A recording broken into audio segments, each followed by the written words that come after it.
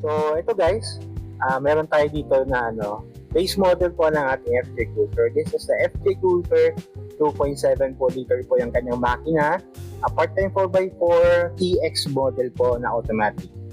So, paka-bruise ko ng itsura niya po lalo sa kulay na black. Okay? Yan, puta natin guys. Napaka-pogi. Ang harapan niya, parehas din naman sila halos ng mukha ng FJ Cruiser DX natin po. Pero may marami kasi mga features din po yung wala sa kanya. So parang sa 300,000 plus po busog na rin po with the DX. But then again, kung kayo naman po ay mahilig po na mag-upgrade ng vehicle and then yung mga off-road po na mga pyesa, ito po yung pinaka-the best natin po. So simulan natin guys sa ilaw. Meron siyang DRL, C-design, projector headlight po. Ngayon, ang wala sa kanya is yung kanyang fog lamp. Wala siyang fog lamp guys. Suspension ride nito is napaka-sulit din. Naka-double wishbone, tapos naka-multi-link po siya. And brake system, ang harapan sa likod natin is pares po siyang disc brake. And then kung mapapansin nyo po agad, sa kanyang gilid po, mas mataas ang ground clearance niya kasi wala po yung step board Yan, di ba po? Wala yung step board niya. Kaya ang taas lalo tingnan. Ngayon po kung tatanungin niyo ilan ang ground clearance ito, same naman din po doon sa ating top of the line. 245mm ground clearance pa rin po siya. At yan pa rin po yung kanyang cladding. Mas nagbe-blend lang po talaga yung kanyang matte black po na cladding sa kanyang body color po na polish. Ganun pa rin po. Naka-keyless entry, power folding side mirror po. Sa taas natin po, kapansin nyo rin po, wala siyang roof rail po. So yung roof rail po natin, nakaabang po dyan. Pwede nyo rin po siyang mag-order rin sa amin po, like yung genuine po, na roof rail na kaya mag-carry ng more than 50 kilos po yung bigat nun. Lahat LED. Turn signal lamps po, ganun din. Nandiyan po ating deflector. Ilaw natin sa ating plaka. And our spare tire. Ganun din po kung ano po yung gamit niya. Like this one, naka-steels. Spec po na steels din to. Ang cover natin. And then located din po dito yung kanyang reverse camera. Ito, napakaluwag po ng kargahan nito guys. Yan.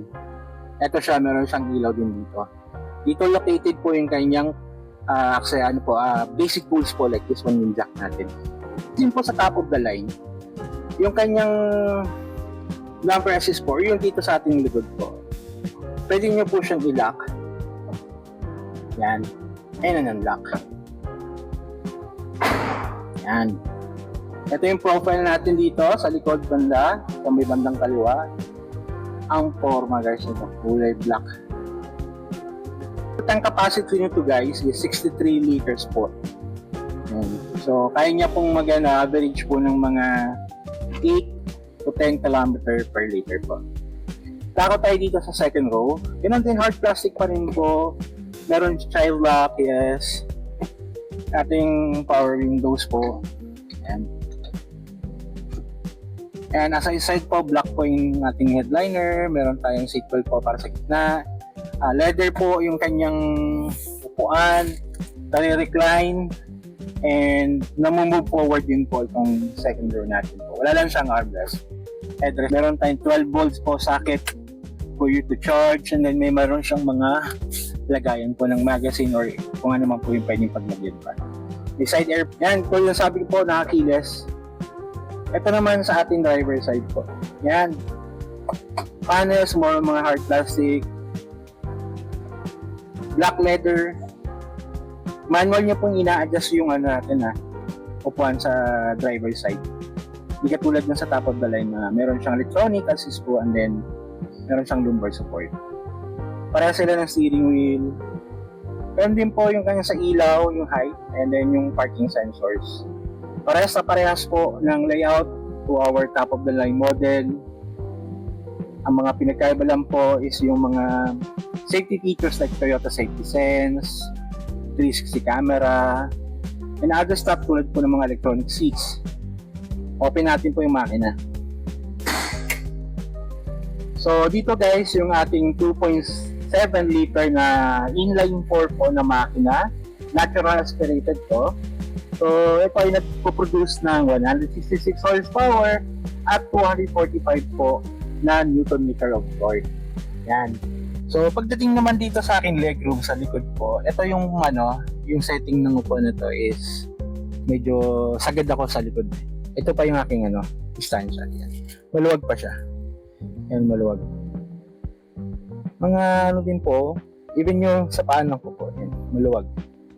Ngayon, kung tatanungin sa mahigit ng pasahero po, medyo alanganin lang po kasi meron siyang yung daanan po ng driveway kasi 4x4 siya. So ito naman guys yung POV natin. So this is our steering wheel po. So as for the top of the line, if you notice po dito sa my right side niya is yung kanyang cruise control po na features. Ngayon, standard siya. So wala siyang cruise control na kasama. Ito naman po yung inyong mga keys or buttons para sa inyong multi-information display. Yan, may kita nyo yung lahat ng information ng vehicle ninyo. Sa ilaw, yan, naka-LED naman siya. Ito yung high, low, passing. Yan. Sa information display, yan, ghetto colored siya. So may kita nyo rin naman po, parang kanyang background may pagka off-roading dapat agad. So yan. So ito yung kanyang off-road po, may kita po yung kanyang altitude po. And then meron na siyang compass. So background din natin. Ngayon, kukonect nyo lang po via Bluetooth po ang inyong phone para mapag-pair po kayo. And then you can use your Android Auto and also your Apple CarPlay if you're using an iPhone. AC controls natin, nandyan po yung mga physical buttons pa rin po. Push start po siya. So ito pang ating drive gear po, shifting gear natin naka-inline with plus minus manual po siya. Central lock differential, traction control, and then ito yung part-time 4x4 po. So wala siyang wireless charger pero meron siyang Type-C. Wala tong wireless charger po. And then ito mga bulsa natin. Nandito pa rin natin conventional handbrake yan. With armrest po na may 12 volts na wala siyang 12 volts, sorry. Wala siyang 12 volts. Ating ilaw, sideliner. Headliner natin kulay black. Ating visor. Meron siyang salamin. Yan. Dun ba sa passenger? Yes, meron din. Meron din sa may ilaw din. Yung kanyang visor. Borderless po, halos po yung kanyang design. Standard po yung kanyang sa rear view mirror po. Yan, nandito pa yung ating mga door handle kasi may makataasan po siya. So sa ating sa bintana, yan, power windows naman din siya. Central lock, ito natin. And auto folding pa rin siya. So auto folding, yan.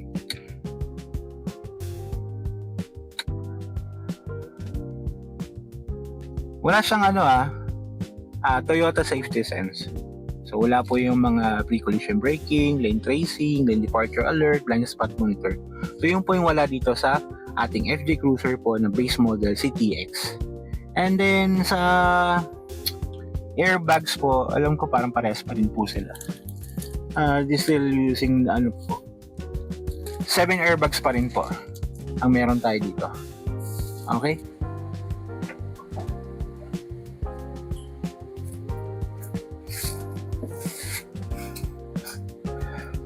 So guys, yan, nakikita nyo po guys paano ko sumampa. Nakikita nyo yung actual po nung size ng vehicle. So medyo, actually medyo malaking tao din po ako at 5'7". And kita nyo naman po yung headroom ko po, ang luwag. Sobrang komportable nito as being a driver. Hindi siya masikip po. Sulit siya sa 2.2 na value po ng vehicle. Siyempre, kung kayo naman po ay mahilig sa mga adventure sport tulad po ng mga off-road, yan. Check natin po yung pangalawang rows natin.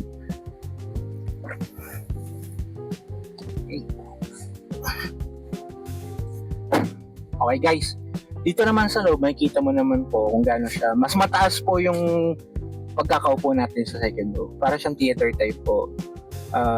Same feeling about sa Fortuner or the Hilux po. Kita nyo po yung hood actually dito.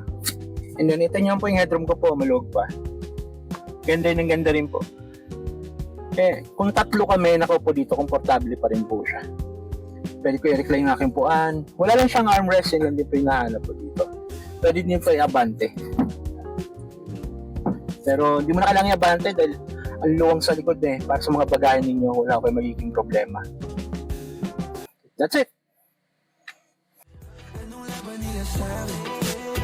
Ikaw galing mansyon, ako galing kalye. Alam ko tingin nila si Diamante. Na gusto ko may kung importante. Kayang ibigay buhay na elegante.